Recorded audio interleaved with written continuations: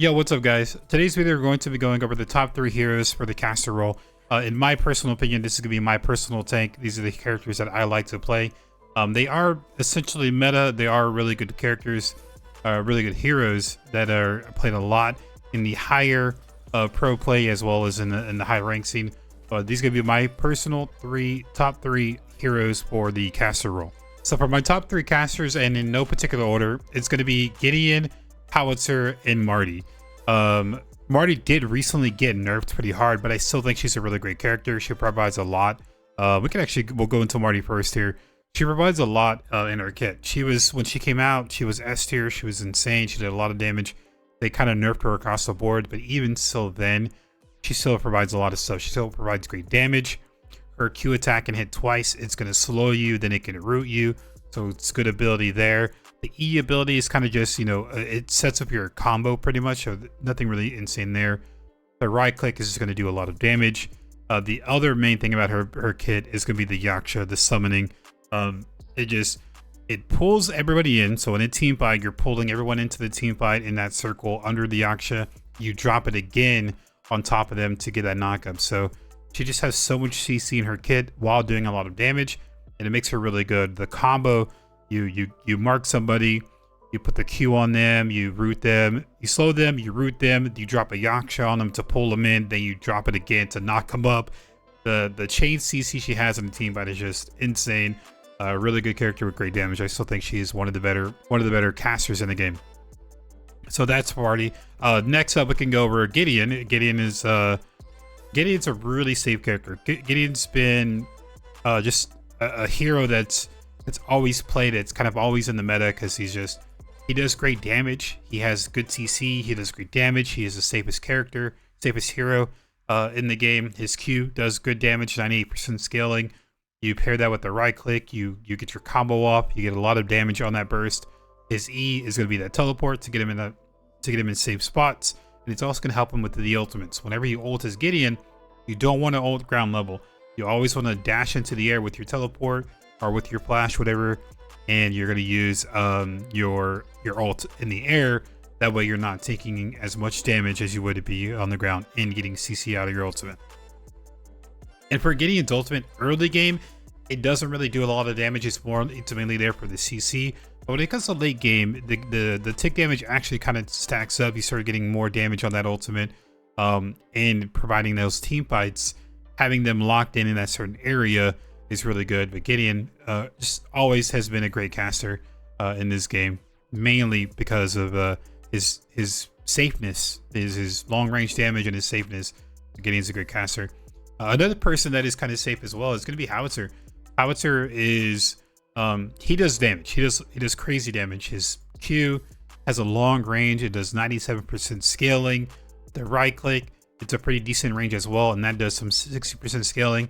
So when it comes to late game, you're gonna be doing a lot of damage with those two abilities. The E is pretty safe if you can do it correctly. If you can play around your if you're getting ganked from the jungle, if you play around with your knockback, you can put it between you and them and knock them back, put them out of sprint mode, or kind of put them in a bad position where you can get in sprint mode and kind of just run away back to your tower. And as far as the ult as well, is another safe ability. If you're getting ganked, you can ult and then kind of jump back. You can stay in the air for a little bit longer, jump back after you're done with your ultimate and kind of create that space. But also it does great damage. If it's not an objective fight, you're really not going to get a lot of damage out of the ultimate because people are just going to run out. But around the objectives, when you're fighting around the spirit, you're fighting around the guardian, they're trying to contest that spirit or guardian as well. So they are going to be taking a lot more damage, and you can zone really well. His ult is a more safer Gideon ult, but Howitzer's a really great character. If you guys haven't played Howitzer, definitely pick him up. He's really good.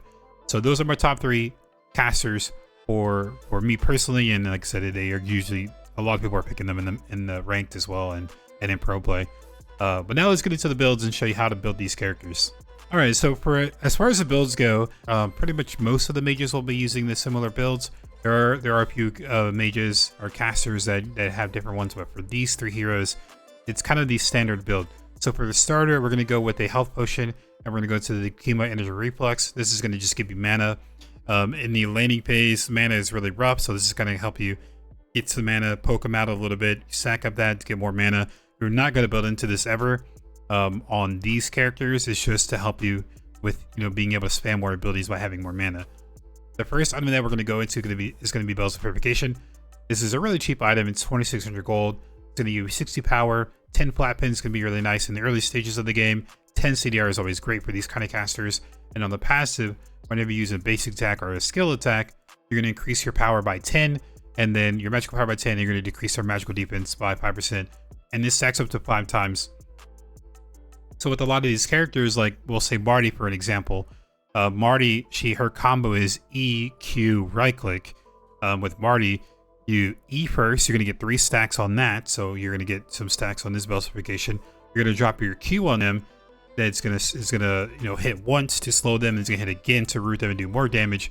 So with that stages, at those 2 abilities, you're already max stacked on the Bells of Purification. You already have 110 power, and you're decreasing the magical defense as well. So your right click's gonna be doing more damage, and then your ultimate, when you drop on top of them, is gonna be doing the max stacks of Bells of Purification. Gideon's is kind of the same thing as well. You right click on with Gideon. You drop a Q on them, that's your combo, right? So you're going to get 2 stacks there. If you're autoing in between, or if you get a couple autos, then you stack it up again. Then you'll go up in the air, you'll use your ultimate. Every tick is going to bring this up as well. So Bells Purification, just a really insane item for majority of these casters. Next up is going to be Witch's Shoe.